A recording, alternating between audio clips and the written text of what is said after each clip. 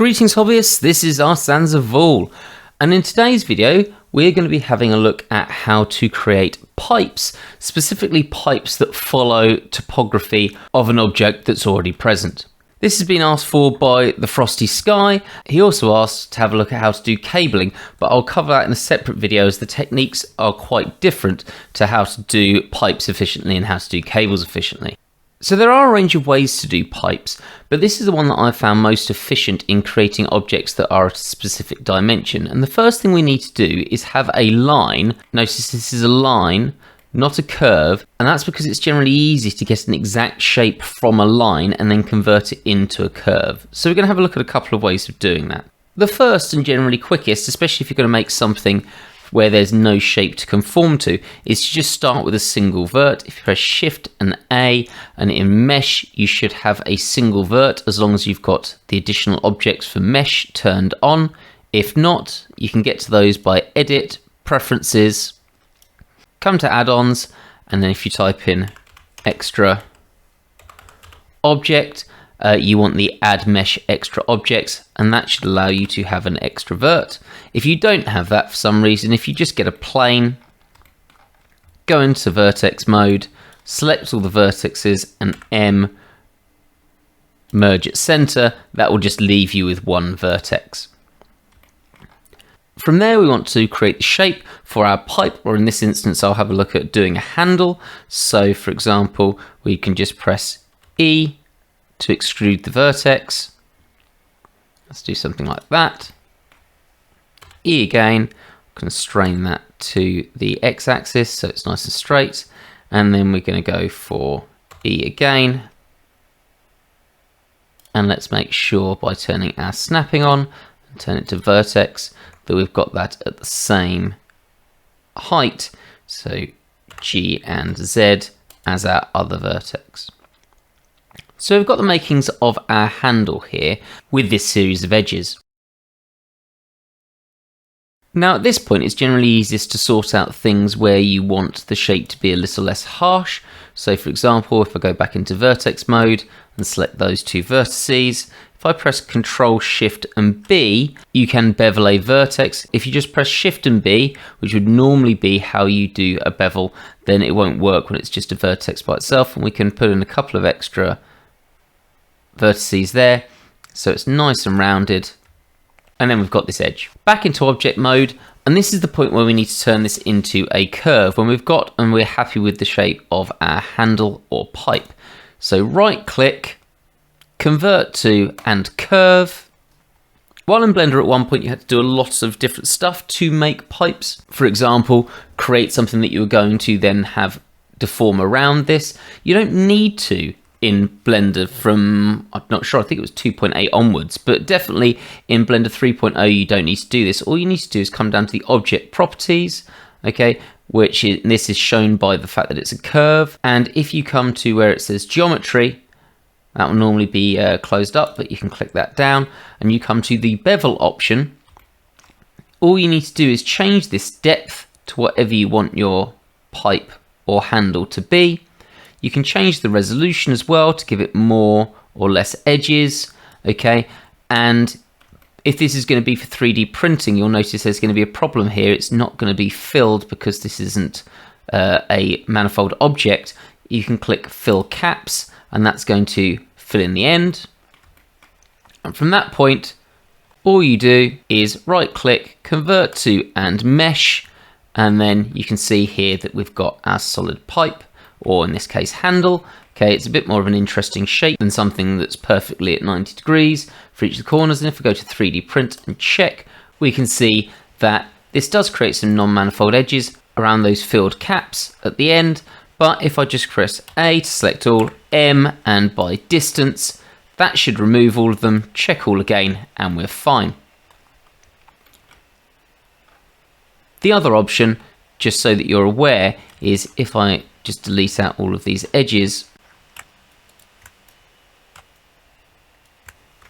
is if you just press Alt and click and press F, then you'll fill that nice and easily. Just realised that my screencast keys aren't on. My apologies about that. I'll put those on now. But hopefully, as I've been calling out everything, that's been nice and easy for you to follow. Now, there are other ways of doing this. For example, you could use an object that's already there, and I'm going to talk a little bit about hard ops now. If I go to Edge here, and I select the edges of an object that's already here, for example, let's say this cube. In fact, let's go for those ones, just so it's a bit more of an interesting shape. You can just copy these. So for example, Shift and D to copy them. Press Escape so that they go back to where they are. P by selection, and then we've got this totally separated object. G if I want to move it around somewhere, and I can do exactly the same thing of selecting vertices. Control Shift and B to add some extra verts in there and to round off the corners. Left click, convert to curve, and go to our object data properties, change the depth however we want, change the resolution up to what we want, okay, and then if we want to, we can put in fill caps so that they're there, okay, and then simply convert to mesh, and again I go A and M by distance to get rid of the extra vertices, and that again should be perfectly printable. Now the other option, if you have hard ops, is that if you go into edge mode again and you just want one edge or something that's a little simpler, you can just click Q and then go to curve extract and click it, and then that will allow you to make your curve, okay, and it automatically starts to thicken it as you pull away from the object. And if you use your scroll wheel, you can put up the amount of edges that that's got, okay, and again you've still got all the options down here, so you can still click fill end caps to do that.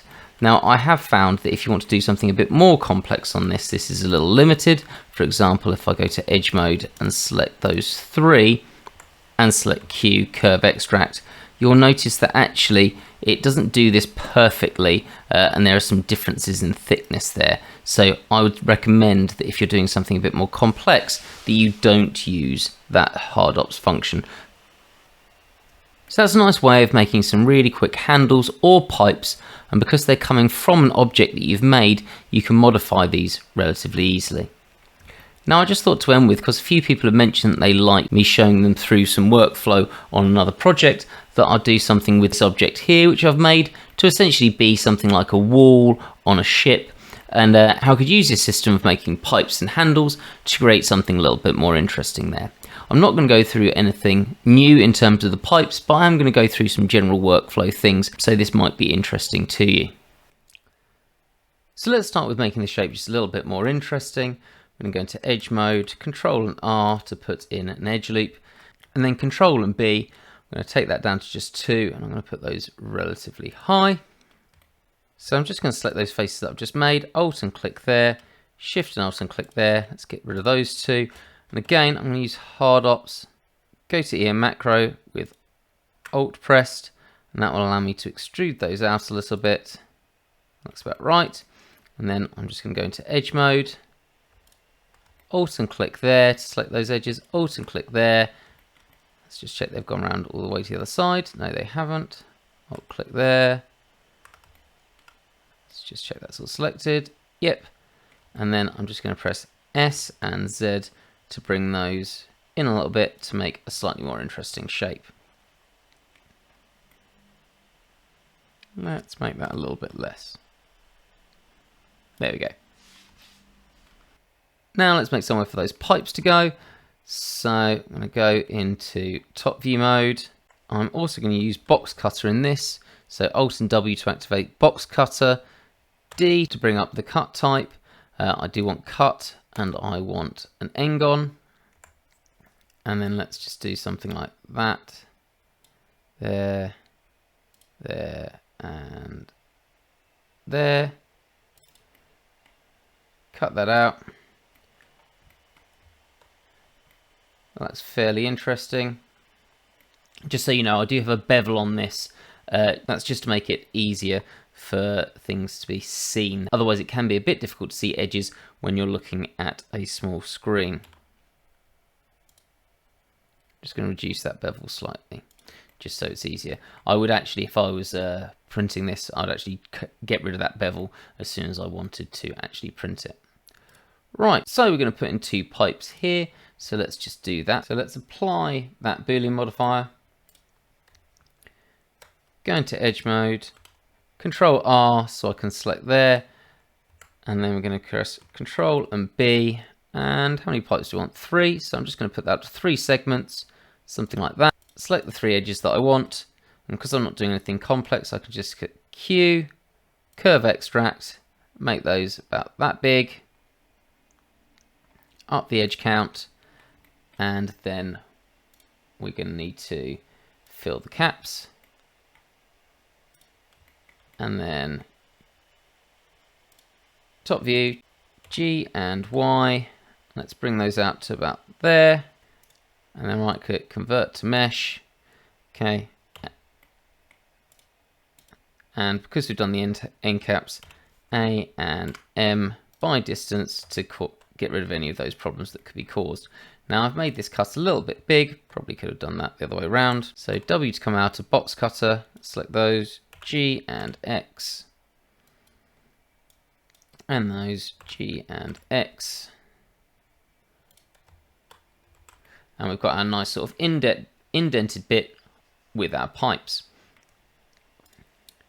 Now if we want something to hold those in, we could easily do that. So Shift A, let's bring in a cube, bring it over to here, that's S and X,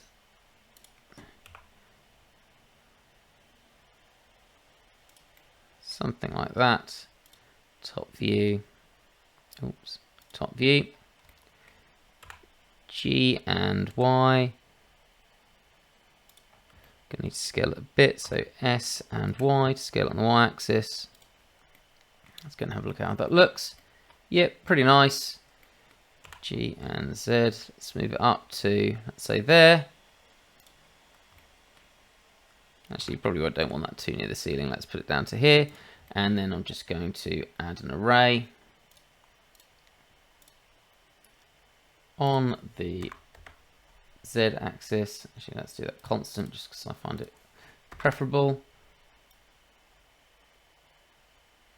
And let's put that up to 2 and put that somewhere like that. So now we've got those holding in our pipe. That is one thing, whenever you use curve extract, for some reason it turns off the cavity, so just be aware of that if you're doing anything with it. So pretty happy with that, it's looking quite nice. So let's do something fun with some more pipes.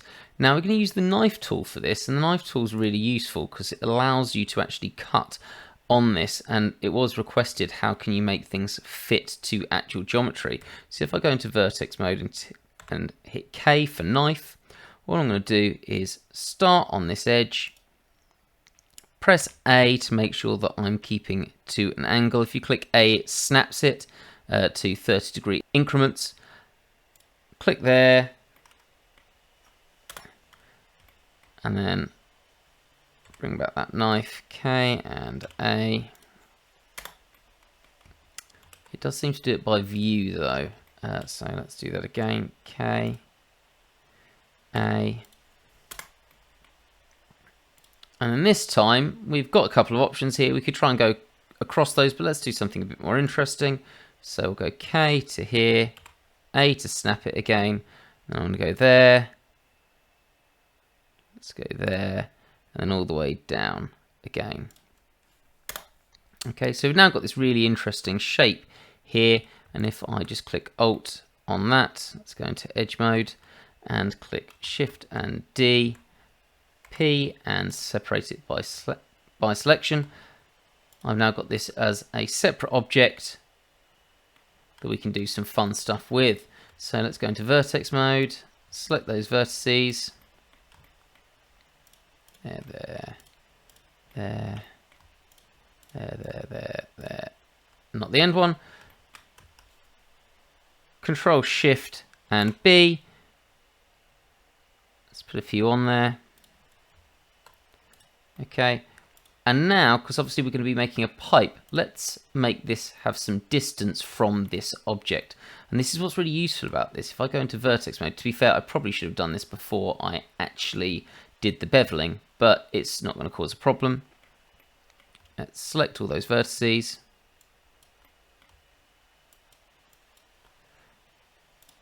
And then, oops, and I've selected those over there. See, this is why you've always got to check. In fact, if we go into top-down mode, in X-ray it's going to be much easier. G and Y, let's move those out. How thick do we want this pipe?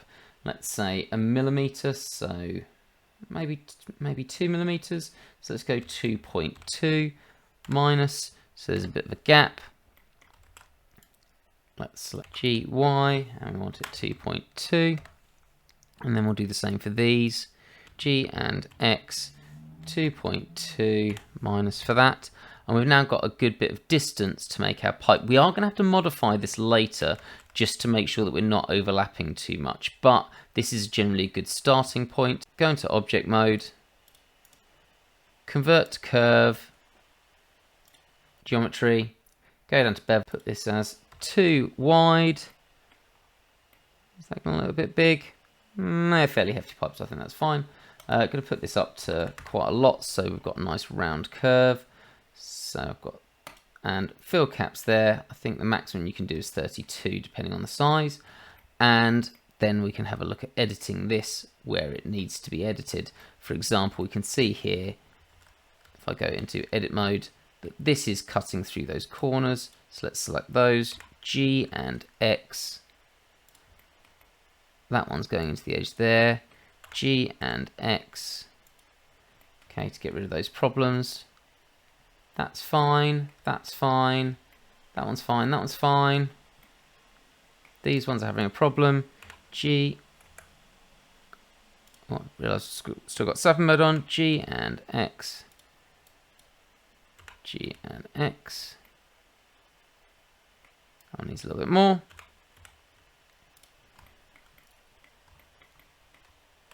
And now we've got this really interesting looking pipe that we can use. And in fact, I'm going to press Control and D to duplicate it. And then we can start having a look at that duplicate in edit mode. Let's take all of these. All of these. G and Z. Let's move those down to about here. So there's a bit of a gap. I'll select those, G and X, let's move those across there, and those, G and Z, let's get that up to the other one, and those, G and X, get those across there. So we have got a slight issue here, if you notice, we've got these cutting across each other and causing a problem. So all we can do is Control X to get rid of those. In fact, I might Control X those to make that a bit smoother. Let's do the same for this one. Select those, Control and X, so we've not got this nice smooth set of pipes. And suddenly this this relatively plain object with very little else, just some pipes added, has become a lot more interesting. And a good start to this project. Let's select both of those. G and X. Let's move those close to those. And already we've got something that looks a lot more industrial for this potential section of a ship. In fact, we could just add in, let's add in a cube. SZ. Somewhere about there. Make sure it's nice in the middle. Go into top view. G. S and Y to make it thicker. Control A to set the scale. Let's get those edges. Control B. Let's just do that as a chamfer. That could look quite good. Let's move it in a little bit more. And again, If we add an array to those, constant offset on the X, something like that. Let's put a couple more in, see how it looks.